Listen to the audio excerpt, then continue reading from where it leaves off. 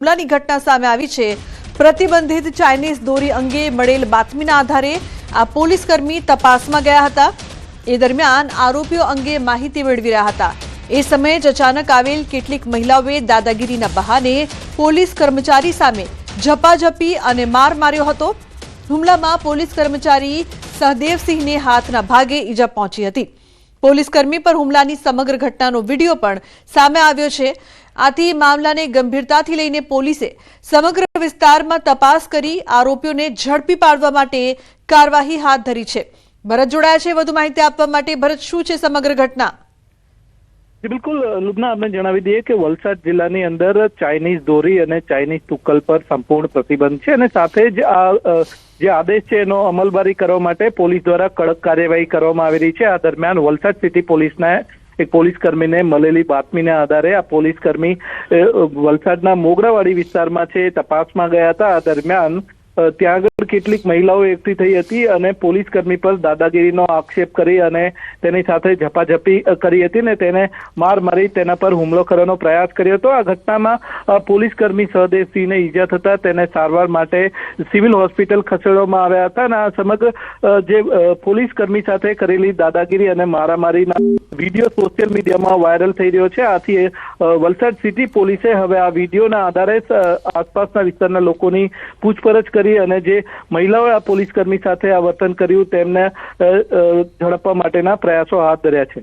જી બિલકુલ ભરત, આભાર સમગ્ર માહિતી બદલ। તો પોલીસે આ મામલે વધુ તપાસ હાથ ધરી છે। વલસાડના ઉમરગામમાં 4 વર્ષ પહેલા યુવતીની હત્યા કરનાર આરોપી આખરે સકંજામાં આવી ગયો છે। ઘટનાની વાત કરીએ તો આરોપીએ 4 વર્ષ પહેલા યુવતીની તીક્ષ્ણ હથિયાર વડે હત્યા કરી હતી। હત્યા કર્યા બાદ યુવકો ઘટના સ્થળેથી ફરાર થઈ ગયા હતા। જો કે જે તે વખતે પોલીસે ત્વરિત કાર્યવાહી કરતા હત્યામાં સામેલ 2 સગીર આરોપીઓને ઝડપી પાડ્યા।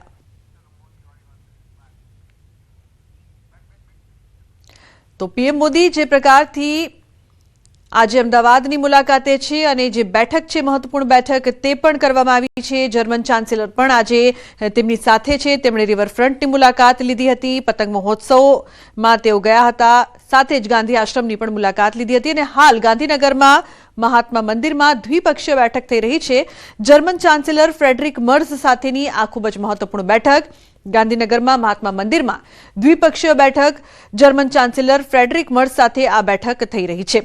ઉલ્લેખનીય છે કે ખૂબ જ આ મહત્વપૂર્ણ બેઠક સાથે જ 2 દેશો વચ્ચે સંબંધો છે તે વધુ મજબૂત બનશે અને સાથે જ મિત્રતા છે તે પણ વધશે।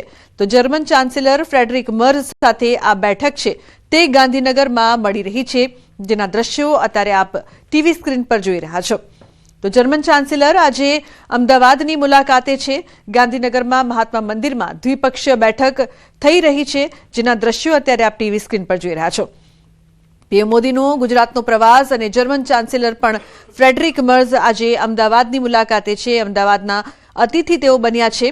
ત્યારે સવારે તેમણે ગાંધી આશ્રમની મુલાકાત લીધી હતી, પતંગ મહોત્સવમાં ભાગ લીધો હતો અને હવે આ દ્વિપક્ષીય બેઠક છે જે હાલ ગાંધીનગરમાં મળી રહી છે। ગાંધીનગરમાં મહાત્મા મંદિરમાં દ્વિપક્ષીય બેઠક મળી રહી છે, જેમાં જર્મન ચાન્સેલર ફ્રેડરિક મર્ઝ પણ હાજર રહ્યા હતા। આ બેઠક બાદ બંને વચ્ચેના સંબંધો વધુ મજબૂત બનશે। ગીતા જોડાયા છે વધુ માહિતી આપવા માટે। ગીતા, શું વધુ માહિતી ગાંધીનગરમાં મહાત્મા મંદિરમાં જે પ્રકારથી દ્વિપક્ષીય બેઠક? જી, આ દ્વિપક્ષીય બેઠક પૂરી થવાની તૈયારીમાં છે, કારણ કે થોડી જ વારમાં પીએમ નરેન્દ્ર મોદી જર્મનના ચાન્સેલર સાથે મીડિયા સાથે વિશેષ વાતચીત કરવા માટે આવી પહોંચશે।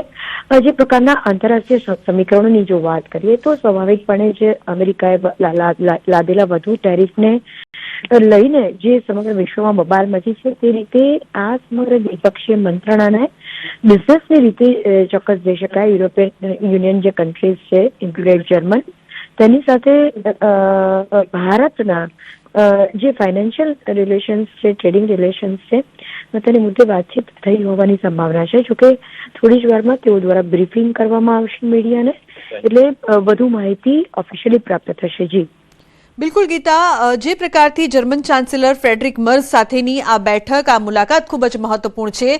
આ પ્રવાસ અને આ બેઠક બાદ કેટલા વધુ ગાઢ અને મજબૂત સંબંધો બંને દેશો વચ્ચે આપ જોઈ રહ્યા છો, ઇકોનોમિકલી પણ આપણે જો જોઈએ?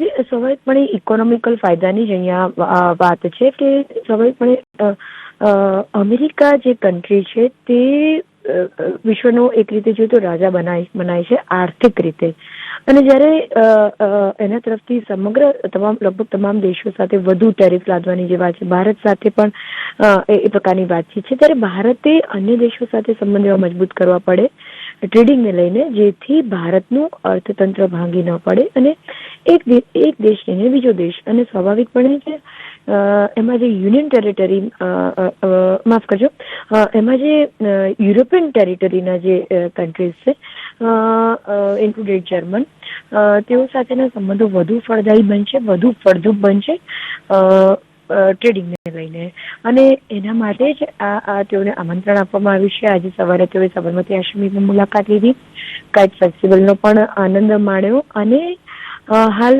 દ્વિપક્ષીય મંત્રણા છે તે માની લઈ શકાય કે ટ્રેડિંગને લઈને હોવી જોઈએ, અને થોડી જ વારમાં તેઓ મીડિયા સાથે ઇન્ટરેક્શન પણ કરશે, જેમાં પીએમ નરેન્દ્ર મોદી પણ સામેલ હશે અને જર્મનના વાઇસ ચાન્સેલર પણ સામેલ હશે. જી બિલકુલ ગીતા, આભાર આ સમગ્ર માહિતી બદલ. તો દ્વિપક્ષીય બેઠક બાદ તેઓ મીડિયા સાથે પણ વાતચીત કરવાના છે. અમદાવાદમાં આજથી ઇન્ટરનેશનલ કાઇટ ફેસ્ટિવલનો પ્રારંભ થયો છે. પીએમ મોદીએ કાઇટ ફેસ્ટિવલનો શુભારંભ કરાવ્યો છે. આ પ્રસંગે મુખ્ય અતિથિ તરીકે જર્મન ચાન્સેલર ફ્રેડરિક મર્ઝ પણ ઉપસ્થિત રહ્યા. આ દરમિયાન પીએમ મોદી અને મર્ઝે આકાશમાં પતંગ ચગાવવાનો આનંદ માણ્યો હતો. મોદી ફ્રેડરિક મર્ઝે ભારત જર્મનીની ફ્રેન્ડશીપનો પતંગ ચગાવ્યો. બંને દિગ્ગજોએ ખુલ્લી જીપમાં આંતરરાષ્ટ્રીય પતંગ મહોત્સવ નિહાળ્યો હતો. મહત્વનું છે કે આ ઇન્ટરનેશનલ કાઇટ ફેસ્ટિવલમાં 50થી વધુ દેશોના 150થી વધુ પતંગબાજોએ ભાગ લીધો છે. આ ઉપરાંત કાઇટ ફેસ્ટિવલમાં હેરિટેજ હવેલી અને પોળ સંસ્કૃતિનો પણ પ્રદર્શન છે, અને આકર્ષક ફોટો વોલ ઇન્સ્ટોલેશન પણ કરાયું છે. તો પીએમ મોદી અને મર્ઝે પણ પતંગ ચગાવી. મિત્રતાની આ પતંગ છે તે આકાશમાં ઉડતી જોવા મળી હતી. સાથે જે પ્રકારથી અવનવા રંગ છે ઇન્ટરનેશનલ કાઇટ ફેસ્ટિવલમાં જોવા મળ્યા. ઇન્ટરનેશનલ કાઇટ ફેસ્ટિવલનો પીએમ મોદીએ પ્રારંભ કરાવ્યો છે, જેમાં દેશ વિદેશથી જે પતંગબાજો છે તે ખાસ આવતા હોય છે, પરંતુ આજે મુખ્ય અતિથિ તરીકે જર્મન ચાન્સેલર હાજર રહ્યા હતા. પીએમ મોદી અને મર્ઝે સાથે મળીને પતંગની મજા પણ માણી હતી. પતંગ ચગાવતા તેઓ જોવા મળ્યા હતા. તો જે પ્રકારથી આ આકાશી નજારો આપ જોઈ રહ્યા છો, અલગ અલગ ભિન્ન ભિન્ન પ્રકારની પતંગો. પ્રધાનમંત્રી નરેન્દ્ર મોદીનો આજે ગુજરાત પ્રવાસનો ત્રીજો દિવસ છે. પીએમ મોદી અમદાવાદના ગાંધી આશ્રમ પહોંચ્યા હતા.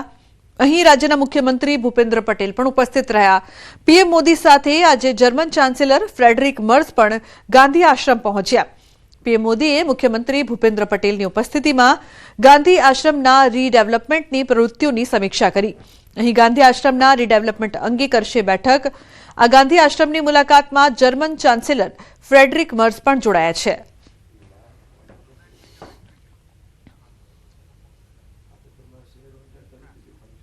તો અન્ય સમાચાર, જૂનાગઢથી જેલમાંથી 2 સિમ કાર્ડ મળ્યા. ઝડપી સ્ક્વોડના ચેકિંગમાં મળ્યા છે 2 સિમ કાર્ડ. કાગળમાં વીંટાળીને છુપાવ્યા હતા સિમ કાર્ડ. અજાણ્યા કેદી સામે ફરિયાદ નોંધાઈ છે. તો જેલમાંથી 2 સિમ કાર્ડ મળતા ચકચાર. ઝડપી સ્ક્વોડના ચેકિંગમાં 2 સિમ કાર્ડ મળી આવ્યા છે. અજાણ્યા કેદી સામે ફરિયાદ પણ નોંધાઈ છે. તો કાગળમાં વીંટાળીને આ સિમ કાર્ડ છુપાવવામાં આવ્યા હતા.